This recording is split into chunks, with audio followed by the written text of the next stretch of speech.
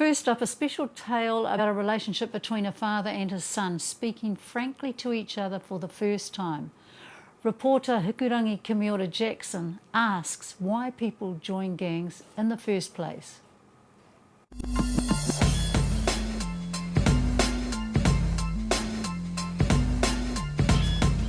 There's two individuals that end up in the gangs.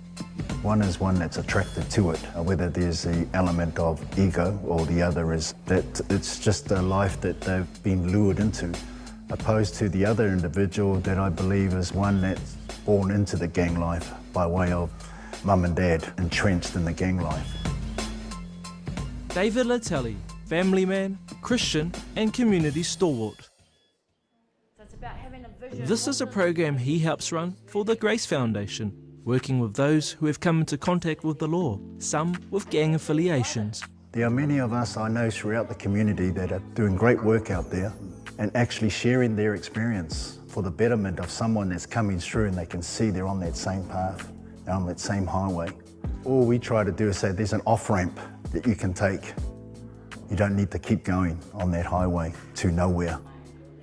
David can relate to those in his program because he once lived a life of violence and crime.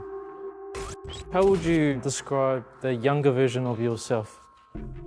Well, the younger version of myself was just reckless, non-thinking of consequences, thinking that oneself was bulletproof, being antisocial, being rebellious, the world's against me.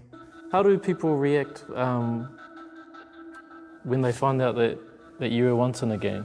One of disbelief, because I think they've seen the transformed version of myself, opposed to what it was when I was entrenched in the gang life, which are two completely different pictures.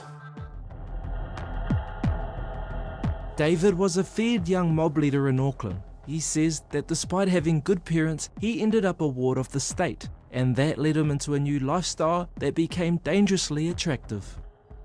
I was so attracted to that. For some reason, I just was lured into that life. And at the age of 15, 16, I became a patch member for the mob in Mangere, well, in Auckland. By the age of 17, I was the Sergeant of Arms. And then by 19, I was the Auckland President.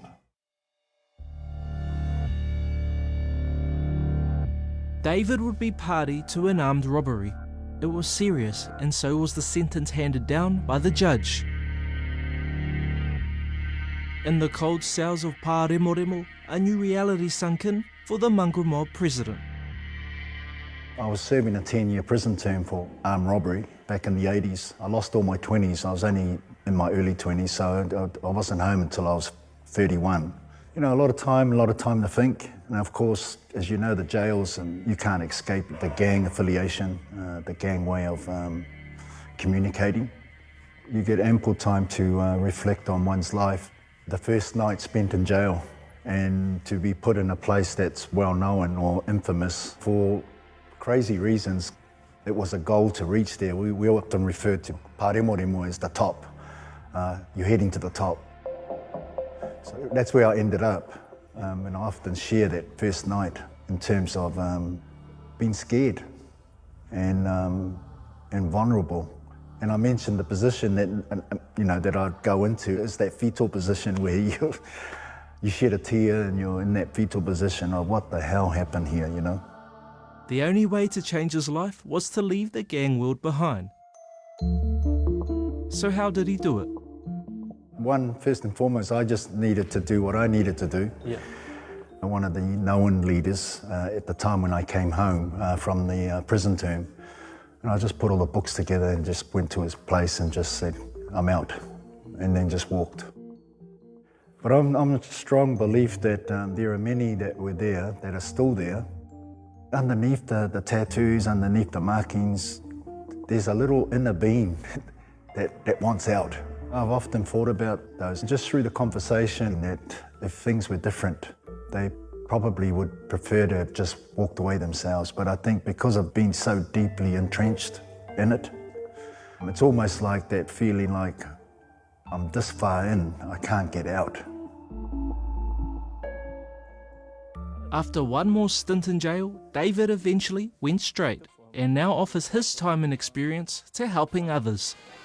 3, 2, 1, He co-founded the Grace Foundation, helping those struggling on the margins of our community.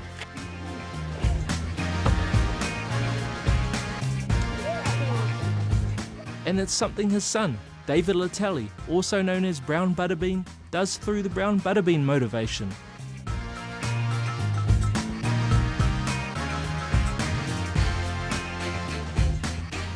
David Jr. has overcome a lot to get to where he is now. Mr. Letele, were you ever nervous that your son might head down the path that you once did? I think that's the fear of many dads that are involved in gangs. They always say, you often hear it, where they don't want their kids to follow in their footsteps, But there's an answer, well then walk away from it.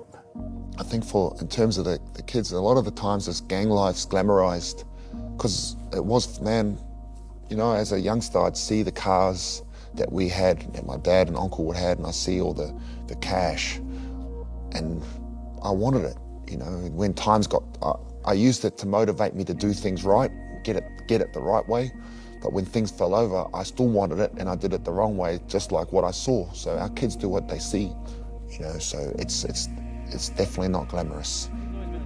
This is in fact the first time the father and son have discussed in depth David Sr.'s gang past. You two haven't really talked about a lot of the things that have happened early in your life. Why is that? Oh yeah, no, it's just something we've never really spoken about. We've never sat down and talked about all the stuff that's happened in the past. I'd often ask Dad's old friends that we'd know. I'd often ask them, oh man, what was he like back then? What was it like? What the stuff that you get up to, just to kind of get an insight into what it was like. But it's nothing that we've ever talked about, eh? I don't know why. Touchy, what do you think, Dad? Yeah, for me, there's always been that guilt in terms of the way, especially Dave and the sister Vicky were raised. Sometimes I feel like I'm walking on eggshells when I'm around Dave. It's not really a relationship that should be like father and son. I recall a time where I got out of that 10-year prison term, and Dave was really wanting to come home. He was still in Australia at the time with my parents. And I just felt that maybe I didn't answer that call to get Dave home. There were things I needed to straighten out before I took on the responsibility of having Dave with me. But I think a lot of it stems from those days where I should have been a better dad. I remember that time when he's talking about, it's funny, I wasn't looking forward to actually doing this, I was saying, yeah, we'll do it, and then when today came, I was like, oh man, I don't really want to talk about it, to be honest. I guess it's just the way, maybe that's why we've never talked about it. But I remember just him saying that, I remember that time, because a lot of the stuff I've blocked out, and I just, you just block it out and don't think about it. But I remember that time where I was at,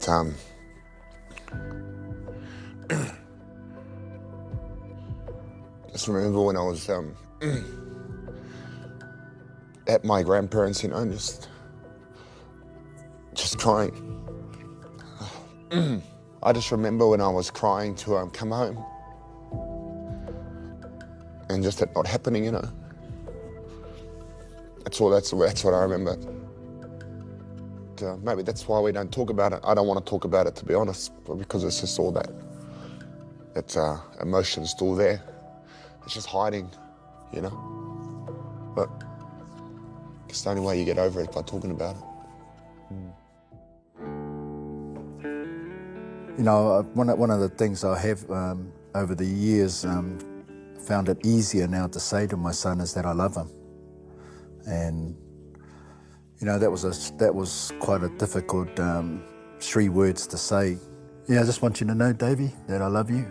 Yeah, I've always loved you, and it's been something that that I've found easier over the years to say to you. So, yeah. Yeah, Yeah, it's not something. But yeah, it's all good, Dad, and I love you too. And it's, you know, one thing I got from my dad and my mum is work ethic. You know, now I'm applying that work ethic to serve others and to be the best version of myself. So, you know, I got a lot from them. And look, I went through a lot, but that's just part of the journey. You know, so always, you know, we'll get there.